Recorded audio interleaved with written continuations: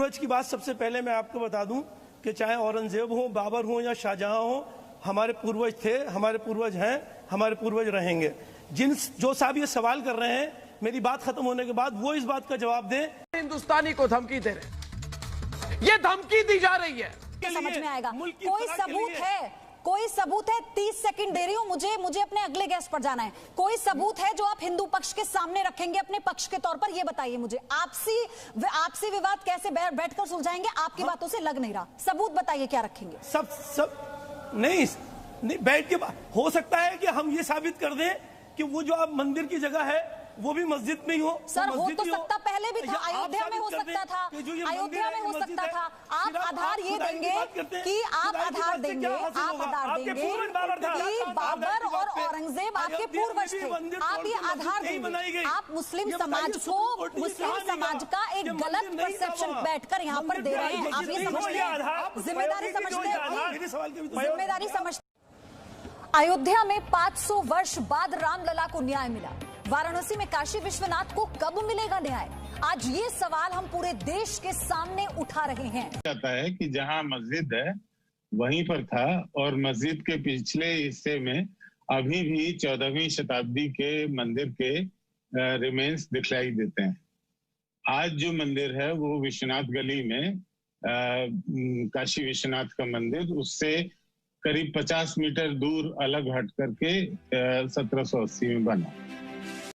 नंदी का उत्तराभिमुख होना, उस धर्मस्थल की ओर उन्मुख होना, उस समुदाय विशेष जिस पर कब्जा करके आज वर्षों से अपनी पूजा आराधना में तल्लीन है, वहाँ पर उसके नीचे के भूतल में अनेक शिवलिंगों का होना, उस धर्मस्थल, वह धर्मस्थल जो दूसरे के समुदाय विशेष के कब्जे में है, उसके पीछे का पूरा भाग, पूरा परिसर वो मंदिर की आकृतियों से मंडित होना, सामान्य दृष्टि से भी आदमी देख के यह कह सकता है कि यही मंदिर का स्थान है, यही होना चाहिए।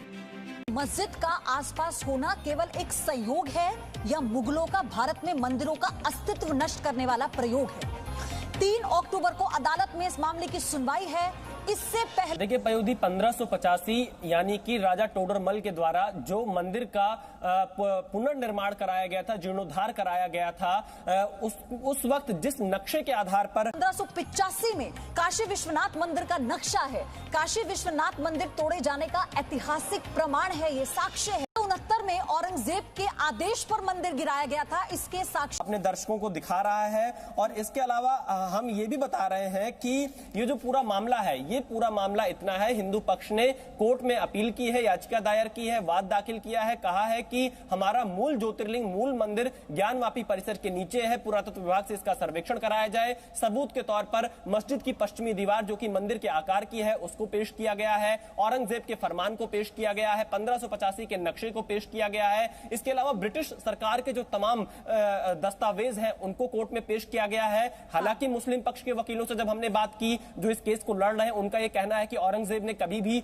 मंदिर तोड़कर मस्जिद नहीं बनाया। लेकिन जब हमने उनसे यह सवाल पूछा कि आखिरकार देश के किस मस्जिद की दीवार मंदिर जैसी होती है, जो थे वो आक्रांता थे या नहीं थे, यहाँ पर असगर अली साहब बैठे हैं, सबसे पहले तो यही क्लियर करें कि औरंगजेब, जो भी बाबर इत्यादि, गौरी इत्यादि, वो क्या थे?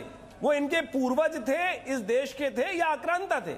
आज ऐतिहासिक तथ्य है कि वो आक्रांता थे, परंतु यहां पर असगर अली जैसे लोगों ने उनको अपना पूर्वज मान लिया है और फिर अपने पूर्वजों का अनुसरण करते हैं, उनके सिद्धांतों का प्रतिपादन करते हैं। तो सही बात तो सोच ही नहीं सकते ना।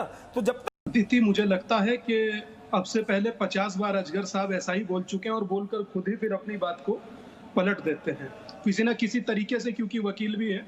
पर मेरा इस चीज से कोई ताल्लुक नहीं। 500 साल तक हम लोग रोते रहे, उसके बाद एक नया स्वप्न देखकर सोते रहे। देश स्वतंत्र है मगर मेरे देवता का आध्यात्मिक स्थान प्रतंत्र क्यों है? प्रश्न ये है। और ये ऐसा अयोध्या क्यों, काशी विश्वनाथ क्यों, मथुरा क्यों, ये आखिरकार है क्यों? किस मानसिकता के शिकार हुए हैं हम लोग? किस सोच के हम लोग शिकार हुए हैं? हम लोग भाई कहकर गले लगते हैं, बाद में हमें पता लगता है कि हमारे साथ छल हो गया। कि क्या यही आध्यात्मिकता का अभिप्राय हम लोग समझते हैं? मुझे लगता है कि जो विष्णु जैन ने कहा और जो विशाल भाई ने कहा भारत भले ही विशाल है और उसका दिल भी विशाल है, मगर जिस प्रकार की परिस्थिति वर्तमान भारत में है, एक तरफ विशेष से वो वाकई अपने आप में कई प्रश्न चिन्ह खड़े करती है और कई क्वेश्चन मार्क लगाती है उस सोच पर जो बैठकर गंगा यमुनी तहजीब की बात तो करते हैं और फिर बाद में अपनी उसी तहजीब को उसी यमुना में बहा देते हैं। तो मैं इस बात से बिल्कुल भी साहूकार नहीं रखता। लेकिन आचार्य विक्रमादित्य, जिस बात का जिक्र स्वामी दीपांकर कर रहे हैं, अगर मैं इसे ऐसे कहूं कि क्यों आस्था की लड़ाई बार बार अदालत पहुंच जाती है?